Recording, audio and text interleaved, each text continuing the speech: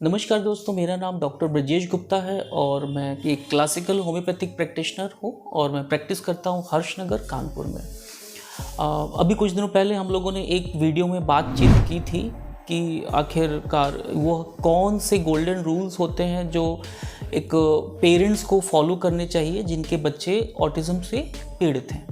अभी हम लोग आज जो हमारी चर्चा का विषय है, बहुत सारे पेरेंट्स आते हैं हम लोग के पास में, ये पूछते हैं कि हमारे बच्चे का ऑलरेडी ओटी सेशन चल रहा है, स्पीच थेरेपी चल रही है, एबीए चल रहा है, आपकी मेडिसिन से आप क्या कर सकते हैं या क्या इम्प्रूवमेंट की गुंजाइश होती है जो आप ये मेडिसिन देते हैं जो है। तो आज हम लोग का जो डिस्कशन है वो इसी पर है कि what homeopathic medicine can do and how it helps जो है। तो चलिए हम लोग शुरू करते हैं और मैं पहला पॉइंट ये बताना चाहूँगा कि आप देखिए, होम्योपैथिक मेडिसिन का जो भी एक्शन है, it acts from the centre. और पहला इफ़ेक्ट ऐसा होता है कि जनरल इम्यूनिटी इससे एनहेंस होती है। और जब भी आपकी जनरल इम्यूनिटी में बढ़ोतरी होती है तो आप देखेंगे कि जो बार बार बच्चों में सर्दी, जुकाम, खांसी, बुखार या फिर जो रिकरेंट कंप्लेंट्स होते हैं उनमें बहुत ज़्यादा कमी आ जाती है। और इसका रिजल्टेंट ये होता है कि जब आपके रिकरेंट कंप्लेंट्स में कमी आती है तो जो बच्चा आपका एक स्टेज जो अचीव किया रहता है उसमें रिवर्स नहीं होता है, तो ये एक ज़्यादा बेहतर होता है। नहीं तो पहले ऐसा होता था कि अगर बच्चे को फिर से सर्दी, जुकाम, खांसी, बुखार हुआ तो उसके सारे सेशंस रुके हुए हैं, बच्चा फिर से अभी शुरू किया था और फिर से ज़ीरो पर आ गया, फिर से ठीक हुआ, फिर उसका दोबारा से सेशन चालू होगा। और ये रिकरेंट इन्फेक्शंस की कमी आ जाने से कम एक प्रोसेस चलता रहता है और ये एक ज़्यादा बेटर फॉलोअप होता है। दूसरा है कि अगर हम बात करते हैं कि इनके सेंसरी प्रोफाइल्स की, तो डेफिनेटली एक बेटर स्टेबलाइजेशन होता है with the homeopathic medicine. Either हम उसको टेक्टाइल सेंसरीज की बात करें या फिर ऑल्फैक्टरी सेंसरीज की बात करें या फिर विजुअल सेंसरीज की बात करें, जो भी अगर सेंसरी ओवरलोड होता है उसमें काफ़ी स्टेबलाइजेशन होता है। देखने क्षमता की हो गई, कानों के छूने की हो गई, या जो भी सेंसरी ओवरलोड्स हैं उसमें बहुत ज़्यादा जो है डिफरेंस आपको देखने को मिलेगा। और तीसरा पॉइंट है कि reduction in the hyper activity या रेस्टलेसनेस। कुछ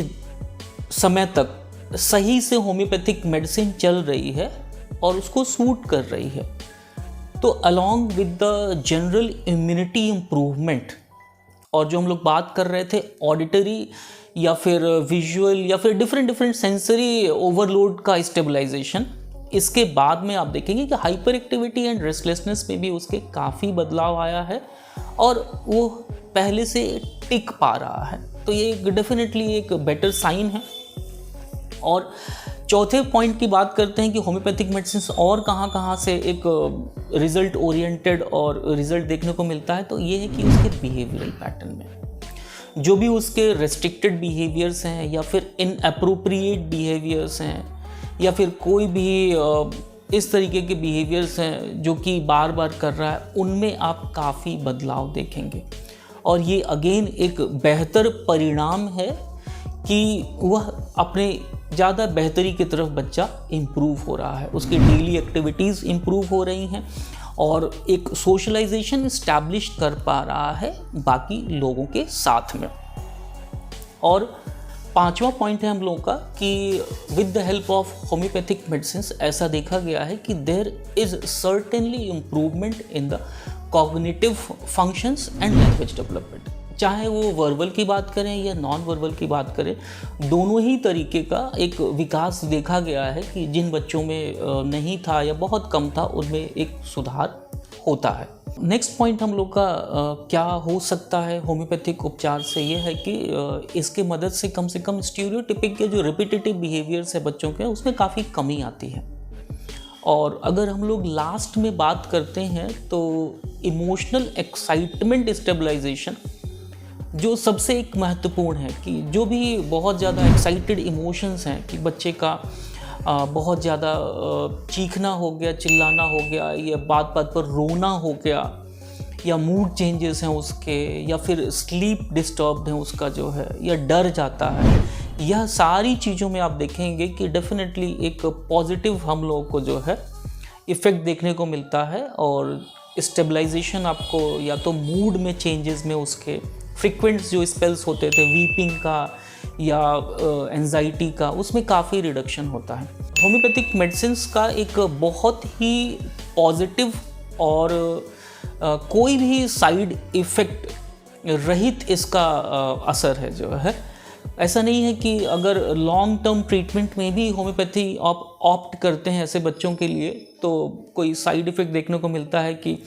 बच्चे का वेट गेन हो रहा है या फिर बहुत ज़्यादा कामनेस या डलनेस आ गई, ऐसा कुछ भी नहीं देखने को मिलेगा। बहुत ही सुरक्षित है। और आजकल सिर्फ हम ही नहीं, बहुत सारे लोग हैं और अच्छे अच्छे होम्योपैथिक प्रैक्टिशनर्स हैं जो कि इस तरीके से सारे केसेस देखते हैं, उनको डील करते हैं और बहुत ही बेहतर परिणाम देखने को मिलता है हम लोगों को। तो उम्मीद करता है कि आपको ये सारी चीज़ें आपको समझ में आई होंगी और आपको हेल्प करेंगी कहीं ना कहीं जो है यह समझने में कि किस तरीके से जो है आपके ASD का जो बच्चा है